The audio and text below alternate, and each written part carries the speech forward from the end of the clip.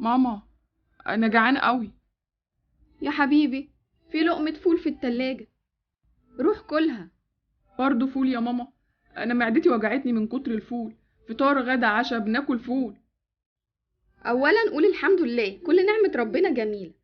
ثانيا خلاص يا حبيبي، بكرة ان شاء الله هروح اجيب الشهرية من حسام بيه. دلوقتي اطلع اتصل بيه واكد عليه الميعاد، ولما اخد منه الفلوس اجيب لكم فرخة وانا راجع اعملها لكم انت واخواتك. ايه رأيك بقى؟ ماشي يا ماما، انا هروح اكل فول.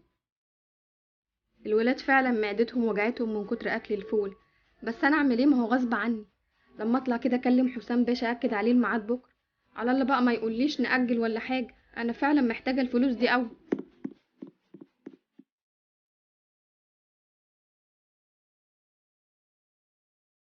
الو، سلام عليكم. ايوه حسام بيه، ازاي حضرتك؟ الحمد لله احنا كلنا كويسين. اه الحمد لله. بقول لك يا حسام بيه، انا بس كنت بكلم حضرتك كده اسالك يعني اعدي عليك امتى. عدي عليا بكره يا ام احمد، في اي وقت انت تحبيه عدي عليا، وما تقلقيش، الامانه بتاعتك موجوده معايا. ربنا يبارك لك يا بيه ويوسع لك في رزقك بالحلال يا رب. بكرة إن شاء الله أكون عندك الصبح. مع السلامة. الحمد لله. ربنا بس هو اللي يعلم الشهرية اللي أستاذ حسام بيعملها لي دي بتساعدني إزاي، وخصوصا في مصاريف طارق حبيبي والعلاج بتاعه. الحمد لله. ربنا عمره ما بينسى حد أبدا. لما أدخل أفرح العيال بقى وأقول لهم إن أنا هجيب لهم أكل بكرة. كنت بتكلم مين يا حسام؟ دي ام احمد اللي بديها الفلوس بتاعت الصدقه كل شهر. يوه، الست دي بجحة قوي يا حسام. كل شهر هي اللي تتصل كده علشان تيجي تاخد الفلوس. والله انا حاسه ان هي اغنى مننا، وما تستاهلش حتى الفلوس اللي بتاخدها دي. المفروض هي اصلا اللي تعمل لنا شهريه. دول الشحاتين دول بيبقى على قلبهم قد كده. اولا هي مش شحاته، هي ست ارمله، جوزها ميت ومعاها اولاد وظروفها وحشه، وبتربي ايتام. وبعدين انا حاسس ان ربنا موسع لي في رزقي وفاتحها عليا بسببها. لو سمحت يا هدى، ما تتكلميش على حاجه بعملها لوجه الله. يعني ايه ما تكلمش على حاجه؟ هو انا مش المفروض اخاف عليك وعلى فلوسك؟ وانا عارف انا بودي فلوسي فين، انا مش عيل صغير. وبعدين يا حبيبتي انت مش ناقصك اي حاجه، اي حاجه بتطلبيها بتجيلك. ماشي ماشي يا حسام، خليك انت كده بقلبك الطيب لحد ما الناس كلها تبقى بتضحك علينا. صف انت بس نيتك من ناحيه الست دي علشان ربنا يدينا الثواب. لا مش هصفي ناحيتي من ناحيه الشخصيه دي بالذات، انا ما بحبهاش. خلاص بقى يا حبيبتي، قفلي على السيره دي. صدق الله العظيم. برافو برافو يا احمد، ممتاز. انت كده يعتبر اللي كسبت في المسابقه بتاعت النهارده، مسابقه القرآن الكريم. سقفوا يا ولاد لزميلكم احمد. والهديه بتاعتك بقى يا احمد، علشان انت متفوق، المدرسه هتحجز لكم في اكبر مطعم في المدينه. هتروح تتغدى في المطعم انت واسرتك كلها. هتاكلوا الاكل اللي انتوا عاوزينه واللي انتوا تختاروه، والمدرسه هي اللي هتحاسب. شكرا لحضرتك يا استاذ وحيد، انا فرحان قوي. انت ولد شاطر ومتفوق وحافظ القرآن الكريم، ودي حاجة تستاهل اكتر من كده بكتير. برافو برافو يا احمد. انا هدخل دلوقتي افرح ماما واقول لها على الخبر الحلو قوي اللي المدير فاجئني بيه النهارده. ماما، ازيك يا طارق؟ عاملين ايه؟ عندي ليكي خبر حلو قوي. خير يا حبيبي، ايه هو الخبر الحلو؟ يلا قولي. النهارده يا ماما المدير في المدرسة عمل مسابقة لكل الطلاب في القرآن الكريم، وقال ان اللي هيكون حافظ عدد صور اكتر هيعزمه في مطعم هو واسرته ببلاش، وهيروحوا ياكلوا اللي هم عاوزينه. وانا بقى يا ماما سمعت اكتر واحد، والمدير حجز لنا في مطعم البيتزا انا وانتي واخويا كمان، وقال لي اللي انتوا عاوزينه في المطعم كله كلوه والحساب على المدرسة. يا سلام يا سلام، ده ايه الاخبار الحلوه دي؟ ده كويس جدا يا حبيبي. عارف اخوك طارق كان نفسه قوي يدوق البيتزا بقاله فتره، كان عمال يقول لي يا ماما انا نفسي في بيتزا. ربنا يسعدك يا حبيبي ويفرحك دايما زي ما بتفرحنا. واخيرا هاكل بيتزا. شكرا يا احمد. هي يا حبيبتي، عامله لنا اكل ايه النهارده بقى؟ بصراحه انا ما عملتش اكل، ملحقتش، كنت في الكوافير ولسه راجعه من شويه. طيب خلاص خلاص، ولا يهمك. ايه رأيك نطلع ناكل بره في اي مطعم؟ ناكل بره؟ اوكي موافقة، فكرة حلوة جدا، يلا. طيب يلا اجهزي انتي بس، وانا هروح اسخن العربية كده لحد ما تطلعي لي بره، متأخريش عليا. لا خلاص، على طول.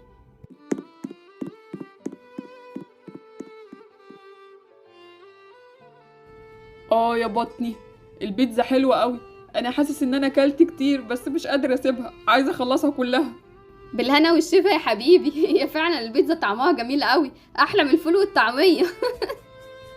انا كمان فرحانة قوي، كان نفسي قوي يا ماما في البيتزا. والبيتزا كمان بالسجق جميلة جدا. فول ايه وطعمية ايه بس، ده انا بطني وجعتني منهم. يلا يلا ناكل لحد ما نخلص الاكل كله.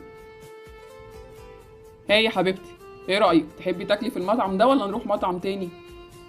لا ده كويس، ده يعتبر احسن مطعم في المدينة كلها. يلا يلا نخش ناكل جوه. يلا يلا. ها، هتاكلي ايه؟ انا هاكل شاورما وبطاطس. وانا كمان هاكل زيك. الحق الحق، شوف. شوف مين اللي قاعدة بتاكل هناك مع عيالها. مين؟ مين اللي قاعدة معانا في المطعم؟ ايه ده؟ معقول؟ ام احمد؟ يا حنين، ام احمد اللي انت بتعطف عليها وبتديها فلوس كل شهر من شقاك وتعبك على الجاهز، اهي قاعدة في اغلى مطعم في المدينة كلها هي وولادها، وبياكلوا بيتزا كمان، علشان اقولك انها ست خبيثة وعلى قلبها قد كده ومش محتاجة، وانت مش مصدقني. خلاص خلاص، اسكتي اسكتي بقى. انا هتصرف معاها وهمنع عنها فلوس الشهر دي خالص. هي فعلا ما تستاهلش. يلا بينا نمشي من المطعم ده دلوقتي قبل ما تشوفنا ونعرف ان احنا شفناها. يلا.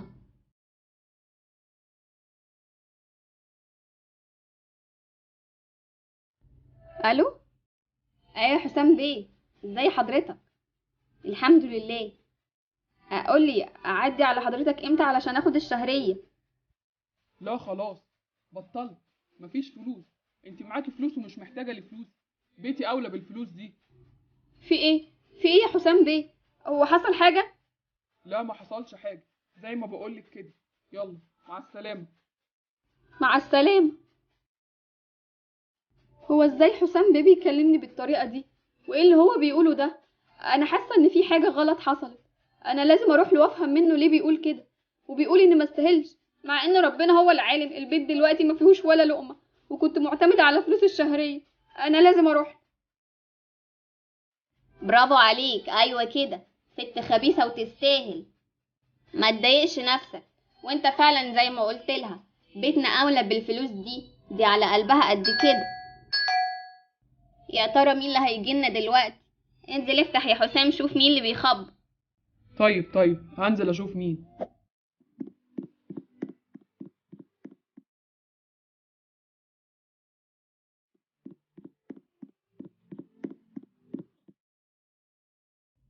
ازيك يا حسام بيه؟ ممكن اعرف من حضرتك انت ليه حكمت عليا ان ما استاهلش الشهريه؟ بصي بقى، انا شفتك انت واولادك بتتغدوا في اغلى مطعم في المدينة كلها، فكده تبقى انت مش محتاجة الشهرية ومعاكي فلوس. اه. لا استنى يا حسام بيه، اعرف الحقيقه الاول وبعدين احكم. وايه هي الحقيقة بقى؟ الحقيقه ان ابني نجح في المدرسه في مسابقه القران، والمدير كافئه وقال له انه هيعزمه هو واسرته في مطعم البيتزا. يعني انا ما دفعتش ولا جنيه، ودي كانت عزومه من مدرسه ابني. ولو حضرتك مش مصدقني، ابني في مدرسة روبلوكس اللي على آخر الشارع. ممكن حضرتك تروح لحد هناك وتسأل المدير بنفسك. أنا ما بكذبش يا حسام بيه. يلا أستأذنك، مع السلامة. لا لا يا ام احمد، استني لما اجيب لك الشهرية. انا مصدقك. لا ملوش لزوم يا حسام بيه، بيت حضرتك أولى بيها. مع السلامة. قلتلك استني، خير ربنا كتير. وما تزعليش مني، دقيقة واحدة بس اجيب لك الفلوس. لو مشيتي انا هزعل. شفتي انك ظلمتي الست كانت معزومة هي وولادها في مطعم البيتزا. الست فعلا غلبانة ومحتاجة الفلوس. لو سمحتي ما تتدخليش بعد كده في علاقتي مع اي حد. وزي ما قلتلك قبل كده، انا فلوسي عارف انا بصرفها في ايه. معزومة؟ طيب انا ماليش دعوة خلاص. فلوسك وانت حر فيها. بالظبط كده.